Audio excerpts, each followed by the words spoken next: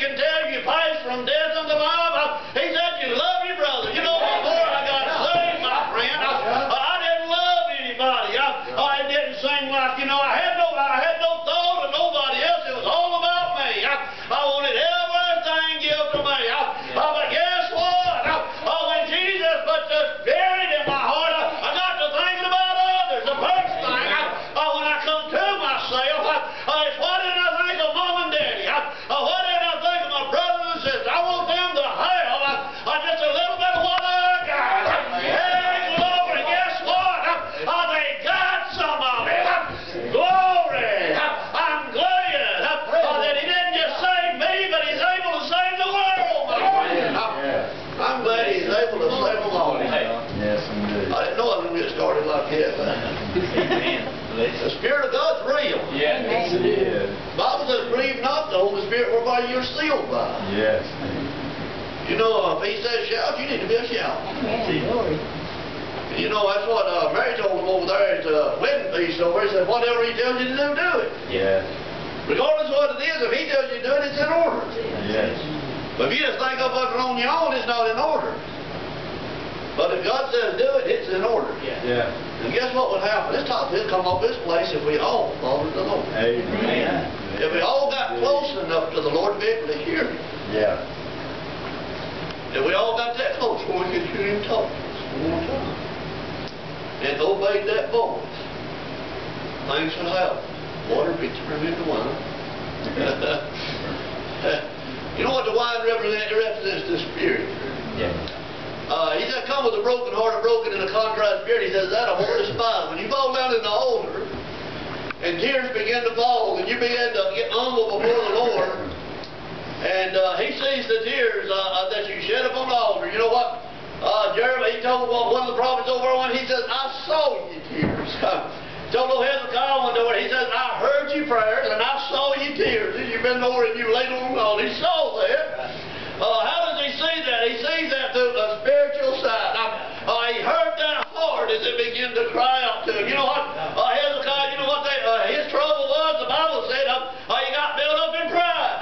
And that's what caused him to get the sickness. And sometimes we wonder why things happen to us. It's the way we live our life, my friend. I tell you what, not all good things in this world come from Satan. The Bible says there's pleasure in sin for a season. But after a while, there's a recompense for it. There's a payday for it. And I'm here to tell you, you're not going to pay for it after you leave this walk of life. The payday is on this side. My friend, you suffer things in the flesh, my friend, for the wrong you've done in your life. David said, my sins still go before me, although he asked God to forgive him, and God forgave him of his sins. But the flesh, my friend, that we do well in, the Bible says, if you sow the Spirit, you shall of the Spirit reap eternal life. But if you sow the flesh, of the flesh thou shalt reap corruption, my friend. Listen, we wonder sometimes why this body gets in the condition it's in. It's the sins we put before it, my friend. It's what happens to it. The sins that we condone in our life is what happens to the flesh. But there's no payday when you're born again in the Spirit. You'll suffer things in the flesh for the wrong that's done in this life. When I went down to the foot of the cross one day, God forgave when I was lost and undone without God, He pardoned them.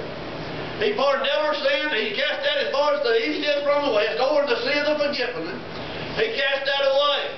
Yeah. But when I come up out of that altar, my friend, now listen, God put a seal on what's on the inside of this heart, but what I've done since that day on, I'll have to give an account for it. The Bible says you'll give an account for every idle deed. Not in the flesh, my friend. You'll give an account for that on this side. When I get to the judgment, listen, you if you want to know where God's children's judged at, my friend, I read your Bible daily. You're judged daily by the Word of God, my friend. There's not going to come a judgment day down at the end of life's way for the redeemed and the ransomed of the Lord. God said, up a highway, the Bible said, for the redeemed to walk on. We need to walk on that highway. He said it's reserved. He said no ravenous beast can walk down, for it is reserved for the ransom of the Lord. I'm glad that He set up a highway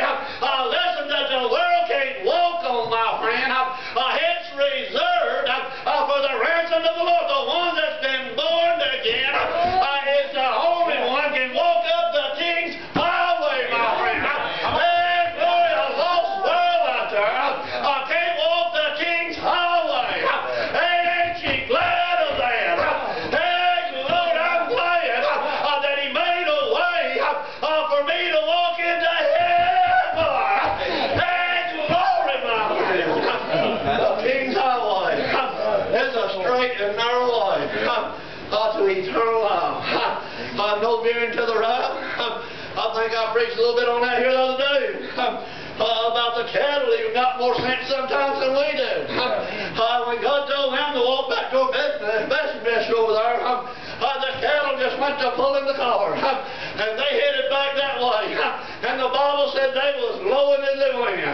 Hey, when God's children get their feet set on the highway pulling the cart, my friend, in the way that it ought to go, not out into the battles of the world out there, but up the King's highway, we can go low in this we go. Hey, in the humbleness of God, my friend, we can walk the King's highway. Hey, I didn't know I was going to do all that. But I wouldn't take nothing for it. I tell you what, the Lord has blessed me down through time. He really has. And you wonder a lot of times why I sit around and don't say nothing, because when I get up and open my mouth, I get to tell what God's done for me. I've been blessed. Yeah. Down through my life, I've been blessed. God has thoroughly took care of me. There's no way that I could ever walk up to the gate of heaven and say, God, you done this for somebody else and you didn't do it for me. You helped them and you didn't help me. I can't say that.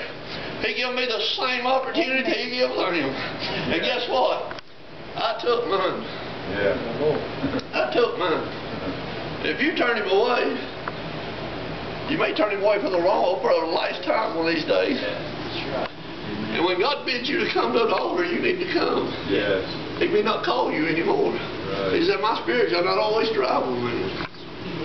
And you know what it won't? It's only required to come one time. Yeah. That's right. I'm going to tell you this, and I'm going to try to hush. I know that y'all want to go, y'all tired, but I want you to see something here just for a minute.